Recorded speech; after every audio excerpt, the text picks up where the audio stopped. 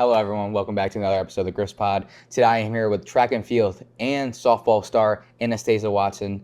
Last week, she made the CAC Weekly Honor Roll for coming in fourth at the Dan Coran Invitational, and 2 weeks ago, she won Softball Player of the Week.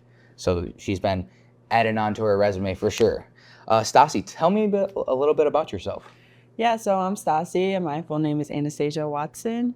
I'm from Claymont, Delaware area, Wilmington now. I went to Padua Academy, which is an all-girls Catholic high school in the city of Wilmington. And I've been playing softball since I was about 8, and I've been doing track since my junior year of high school. Yeah, I mean, 2A athlete. We came in together 4 years, and she's been doing it for most of the time here, and it's been great. How far are you from Wilmington U? I am about 10 to 15 minutes from Wilmington U, because Wilmington is a little bit bigger of a city, but not as big as Philly, so it doesn't take long to get from one end to the other. Yeah, we actually go there in 2 weeks to go play them. It's always a tough place to play and stuff like that. Yeah. Yeah, I like Delaware. No taxes. The outlets are great. I love Delaware. Let's start a little bit about talking about two sports. So you play both sports, softball and track. How's playing two sports at the college level, especially the D2 level? Like, how do you handle that? It's a little overwhelming, definitely. It's difficult to sort of time manage, especially since my major is chemistry, so it's a lot of work. Yeah. But I'm all about you put time into what you value, and this is really what I value, like what I commit to, my commitments. So once you figure it out, get into it, it goes smoothly, but the first year was pretty rough. Oh, I bet. I mean, that's a lot. I mean, from coming from a one sport athlete, it's a lot. So imagine doing two, especially chem. Chem is hard, so I couldn't even get into that. So, I mean, kudos to you because that's tough. So let's talk about the track season so far. How has it been going for you? As I said, you just came a weekly honor roll last week. How's it been going for you? Yeah, I went to Widener last week, and we compete tomorrow at Ursinus. Ursinus, yes. So, but I haven't competed much this year. I didn't do indoor this year, indoor track and field, where I would only throw a shot. I didn't throw that this year. So I just am now getting into it. I had an excellent opening meet. I placed fourth at the Danny Coran Invitational in disc and moved up to second in the CAC. So I'm feeling pretty good about that. Only 1 meter off my PR, which is something you will see like 3 to 4 meets in. So I'm very happy with it. I've been practicing well. I think the biggest difference this year and how I was able to come out so strong was getting my mindset right, finding peace in my mind, and making sure that I'm okay up here so that I can be okay around me as well. I love that. And this summer, were you just more loose with what you do? Did you practice a ton, or did you give your body more break? Because two sports is tough. So what'd you do this summer that got you through it? This summer, I actually picked up the disc one time the whole summer, and I hit once as well. So I kind of put it down. I put both sports down for the summer. I did have an internship with I saw that. Down in Florida, so there wasn't a lot of resources anyway to really do any sports, which it was good for my brain, good for my body, because I was still working out the way that I wanted, but I didn't have to press or do anything like that. It wasn't that I didn't care. It was just I was giving myself a break. No, for sure. And do you feel like, since you just talked about your first week, you didn't really go into it that much, do you think your body was more relaxed because you haven't been throwing that much, so maybe your shoulder wasn't hurting or your body was feeling better? Do you think that had an effect in it? Honestly, my body this season has been feeling it the worst. Yeah. I think for my first 3 years, I didn't feel much of anything. I didn't have to get any treatment. I was doing well, and I don't know if age is catching up to me. I promise you it's age. Because now I'm a senior, but I've been feeling it, definitely. Yeah, no. I mean, I live with 2 other seniors than me, and this year has definitely been the toughest out of all of them. And we're getting old, for sure. So you do have a couple records in a couple different things.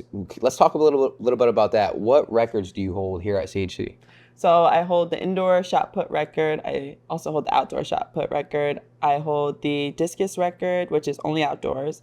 And now I hold the most consecutive games with a hit for softball, which is 16.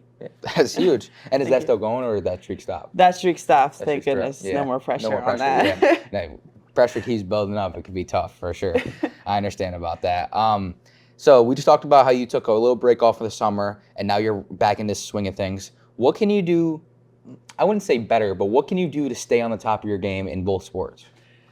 So what I do usually is talk to God every single day. Yeah. That's a form of my self-care that I try to keep up with. And I realize I just can't just do church on Sundays. That's not enough. So, pre-game, pre-meet, whatever it may be, just having that time to myself with him Yeah.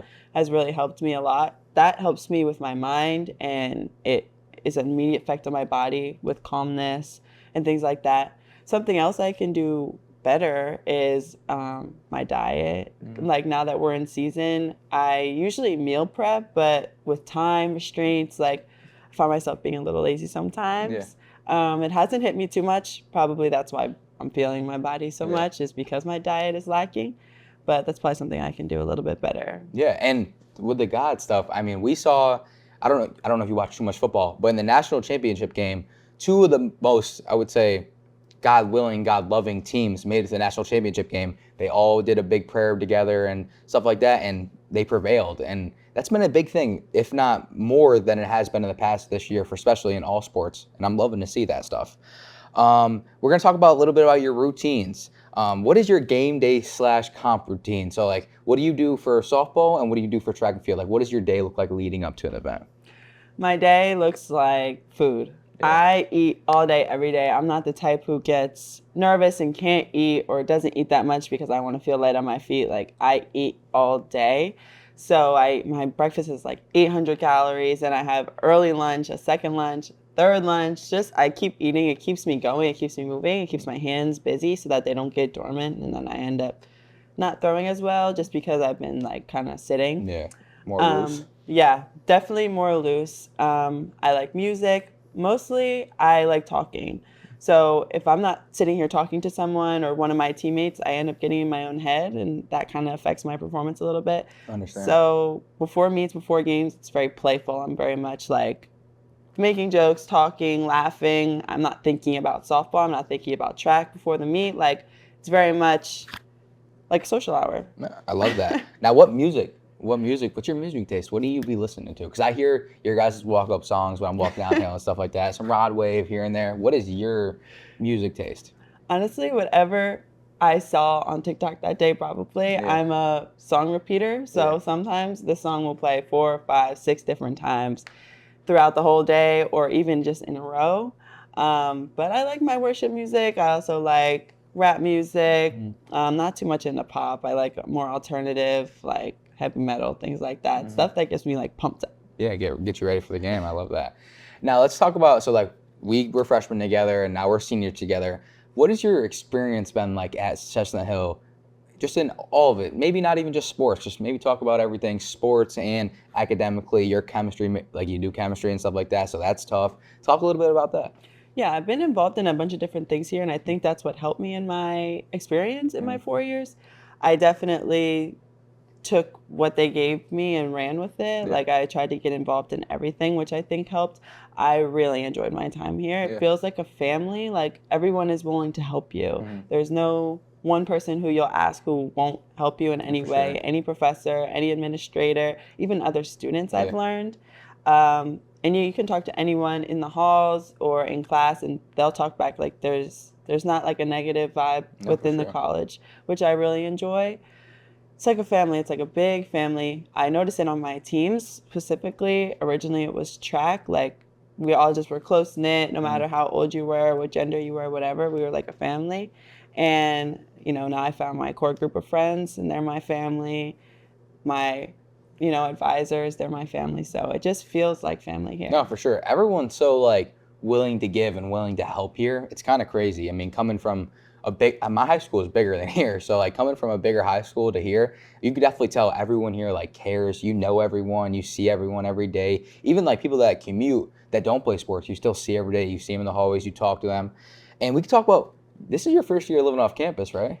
Yes. Yes. How has that been? It's been good. Last year was half off campus because I was in Lincoln Woods. Yeah. Across the street? Yes. Yeah. So, but you still were able to like basically live on campus with Yeah. that. Living off campus has honestly been great. As I said, I'm a big food person, so now I can meal prep. Now I can cook my own food, control when I eat. There's no times where I have to eat, so that helps me. And the drive is honestly kind of crazy in the mornings. Yeah. A morning commute is not something I was thinking I was taking on this early in life, but that's okay. Yeah. And just the parking. Oh my God. I know you parking. understand Yeah. the I mean, parking. you live a street behind me, so the worst. We live on the worst 2 streets in Manayunk to park. It's god Terrible. awful. Terrible. Terrible. If you get home past 4:30, you might as well take a hike. 2-3 blocks away, it stinks. Yeah, But you might as well park in the school lot and walk home. yeah, literally, because it is awful. I mean, traffic's not that bad at night as it is in the morning until you get to rush hour. But once you get there and you try to find a parking spot, unless someone leaves, you're cooked. Yeah, you're cooked. No, for sure. Okay, let's wrap it up with a little. This is the question I ask everyone. I think people are leaning towards the calf right now with the numbers we have. Do you like the McCaffrey more with the meal swipes and going to get the food, or do you like seeing Jazz at Starbucks? I love seeing Jazz at Starbucks. She knows both my orders. Yeah. I either get matcha or coffee. She's so personable. Yeah, she is. I think she's one of the main reasons why I'm choosing Starbucks because she's awesome. Yeah, no, Jazz is the best. She makes the drinks perfectly. Every so time. I'd have to go Starbucks today. I know. Yeah, I'm a Starbucks guy too. Jazz, you changed my coffee up today, and I loved it. Shout out to you, Jazz, because it was a phenomenal. I go there every day, and I don't even know what she's making. She literally just makes me something, and I just drink it, and it never misses, it never disappoints. So I love Jazz. Thank you, Jazz. Well, thank you for coming on so much. I mean, it was a great podcast. Love having people on. Thank you guys again for tuning in for another episode of the Griffs Pod. I'm Noah. This is Stassi. Thank you so much.